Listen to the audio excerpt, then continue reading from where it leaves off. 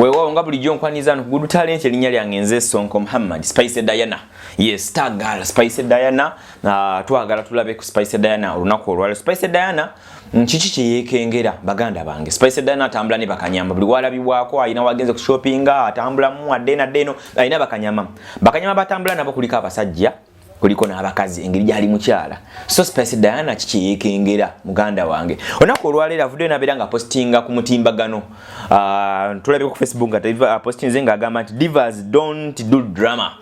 We do serious business. So boba divas tebakola bukazanyirizi kiyite drama boba kola business ayina gwabadde akudalira kibadde ki. So mwana mwala Spice Diana star girl azenga kuyimbira ennyimba ezenjawulo anti kale biki muyimbi ow'amaanyi nnyo yakamala okugenda okusinkana Diamond Platnumz ne banne ne company yonna yabaddeko Tanzania eyo naberanga nyumya muko naye nga yogera muko naye era balina n'ennyimba ze baakuzigenda okubeera nga ziteebwa. Ne Spice Diana star girl waffe ono atambula nnyo nga alina bakanyama ensangi zino sente zimuyitiriddeko obungi kiki. Spice Diana mwana ali ku kitimba era ye muyimbi mu Uganda abamu kumuyimbi abatundulidde sawa ya kakati abasinga okutambula ennyo era nga bali mu business eyaddala nga bwagamba nti bo tebakola drama babeera mu serious business.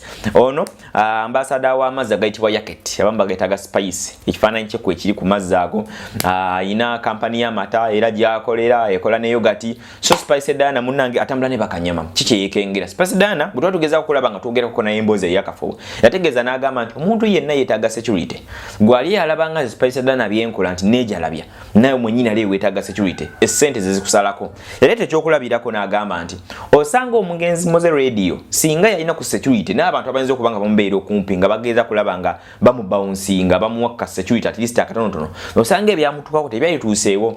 Naye ng'ekyokulabirako n'agamba tulina munnaffe AK47 engeri gye yagendamu nti agenze buyo mu kiyigo atasimanya agudde wansi biki n'ebirala teyategeera kituufu oba okiraba. N'agamba nti nze y'ensonga lwaki nvaayo ne ngamba waayo masodo ofuna kasente nga kano kambere n'abantu abayinza okumbeera okumpi nemba nseredde ngangwa waliwo ayinza okumbaka no waliwo omulaba ayinza okujja nga ayagala kunnumba waliwo at least abantu bayinza okubeera ng'akola ki ng'atya. Spice Diana bakanyama se babaolerako ddala bamugulira emmotoka alabika bulungi nnyo omwala etumanyi bunya kola photoshoot ez'enjawulo waba atambula bamukulembera mu maaso nemalabegera nga bolaba mu bifaananyi binene bingeza kulaba nga nkulaga byolaba ku screen yaawo. So Spice Diana munnange tazanyirwako era gwayinza okubeera okugenza omwenganga genda ng'okimanyi nti Spice Diana tazanyirwako oba okitegeera si nti kutya nti bagenda mutanga abalala n'atera kituufu bayinza okuba bayinza okwagala omumiiza omukka omusu. naye munnange star girl Spice Diana ye ayina obukuumi obwatambula nabo obutonotono ne Katonda wamuyambirako awo n'abeera safe. Subscribing nga Good Talent tugenda kuba nga tukuwa buli kantu konna akagwawo ogenda kubeera nga up to date buli kiseera kyonna kinabeera nga